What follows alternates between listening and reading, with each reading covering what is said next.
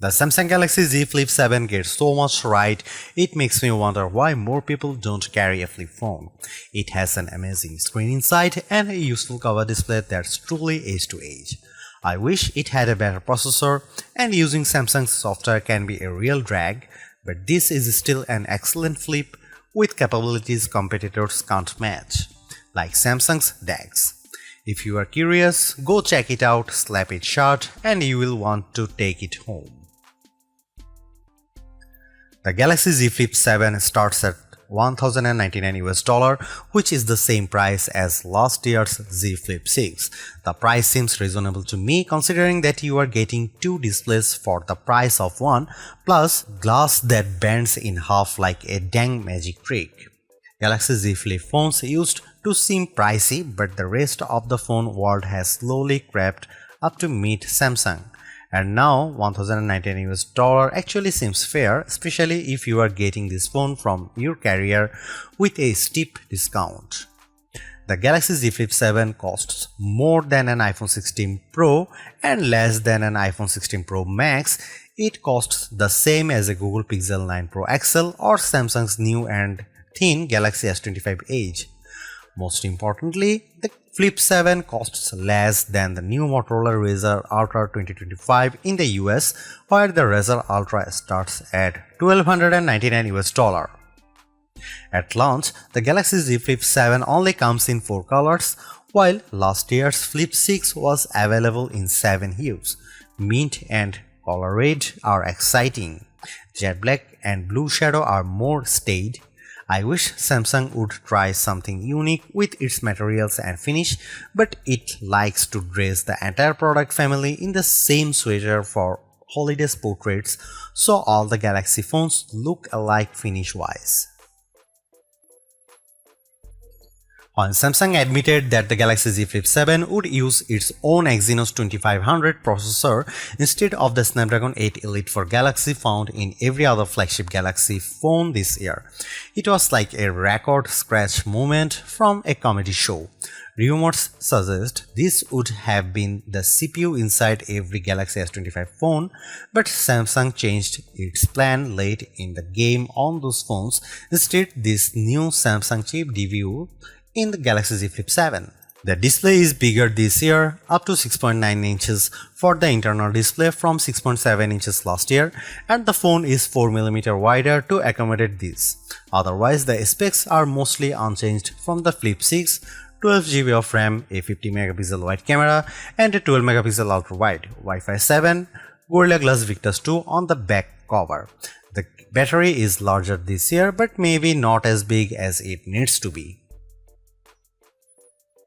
After years of me complaining that the Galaxy Z Flip wasn't using enough of its cover space for the front screen, Samsung finally listened. The 4.1-inch screen on the front of the Galaxy Z Flip 7 takes up every possible inch. Samsung says it has the thinnest bezel ever on a Galaxy phone. The Flip 7's cover screen looks like the future of phone displays, and I am excited for the internal screen to catch up with a bezel this slim. Otherwise, the phone is a standard 2025 Galaxy model. It has flat sides with the power and volume buttons on the right. The power key acts as an effective fingerprint scanner, though it's more recessed than the power button on other Galaxy phones, and it was hard to find in the dark. I could rave about the new cover display again, but I will start with the impressive inner screen because the Galaxy Z Flip 7 has been very satisfying to use thanks to this exceptionally bright and clear AMOLED. It was always a joy to open even in bright outdoor light. Don't worry about the crease on the inner screen, it's completely invisible when you are using the phone, and it never bothered my fingers when I was swiping across the screen. After all these years, it still feels like a magic trick to fold a piece of glass in half, and it still shocks friends who haven't seen a flip foldable in person before. The Galaxy Z Flip 7's cover display is, as I have mentioned, also spectacular. The ultra-thin bezels make it seem to disappear, and you get plenty of room to work with apps and widgets on the 4.1-inch space. It's a great improvement to the flip phone, and one I have been impatiently waiting to see. If you want a smartphone you can tweak and customize to your heart's content, get a Samsung phone. If you prefer something simpler, you can still grit your teeth and ignore most of the settings, the pop-up features, and the extra steps required to make things work. How bad is Samsung software? Take the cover display for example. On the Motorola Razr, when you are using an app and you close the phone, the app shows up on the cover display. That's simple and intuitive. On the Galaxy Z Flip 7, not even close. To use an app on the front screen, you have to find the setting to enable apps on the cover display. This isn't in the cover display setting menu, it's in a menu called Advanced Settings and then Labs. Labs, can you imagine a more frightening way to hide a crucial feature? Why not just calling it Dungeon? And once you find Labs, you have only gotten started. You can enable a few pre-selected apps to work on the cover display, Maps, Messages, Netflix, or you can download another widgets called Multistar from the Galaxy App Store. Multistar creates a home screen that lives on your cover display, and on that screen you can add any app on your phone. On the cover, you swipe to the Multistar screen and tap the app you want to open. Unfortunately, you can't set any of these up on the cover display itself. You can't even add widgets to the cover display without opening the phone. It feels like Samsung is still getting the hang of this whole cover display thing, but the Flip 7 is its best effort yet. Aside from those issues, I have many questions about Samsung's AI strategy. The company has a habit of talking up features that even never materialize. The Galaxy Z Flip 7 was supposed to have a special version of Google Gemini that could talk to me live while the flip screen was half closed. But I haven't been able to find a mode that works that way. Samsung's now brief home screen, widgets and app is also a key selling point for its AI features, but it is truly a useless bit of software. It never offers me more than the weather and the first few appointments on my company calendar, which are always people who scheduled a day off. Samsung promised that this now brief and its Galaxy AI features would offer highly personalized information as the AI gets to know you through your Samsung devices and users' behavior. I carry multiple Samsung phones and wear a Galaxy Watch Ultra, and I have never seen anything personalized for my interests of habits. The Galaxy Z Flip 7 has a good set of cameras that took photos I enjoyed sharing. Images taken with Samsung cameras usually pop with bright colors and a highly sharpened look, but I have noticed on the last couple of phones that Samsung has been toning down this artificial look for a more natural photography style closer to what the iPhone produces. I am all for it. Don't worry, Samsung fans, you still get photos that look great, especially if you opt for Samsung's specialized modes. Samsung's portrait mode is probably the best on any smartphone. It isolated my subject neatly and blurred the background for a gorgeous look. Samsung's food mode is by far the best camera phone mode for taking food photos.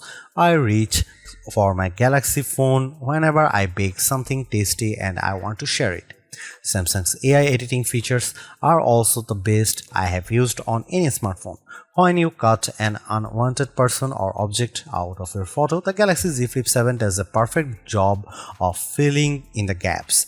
If there are floors, board, or vertical blinds behind them, it fills these in seamlessly. Of course, the Galaxy Z Flip 7's coolest camera trick is letting you use the cover display as your viewfinder for photos. You can take selfies at the full 50MP resolution when you point the main camera at yourself and use the cover display.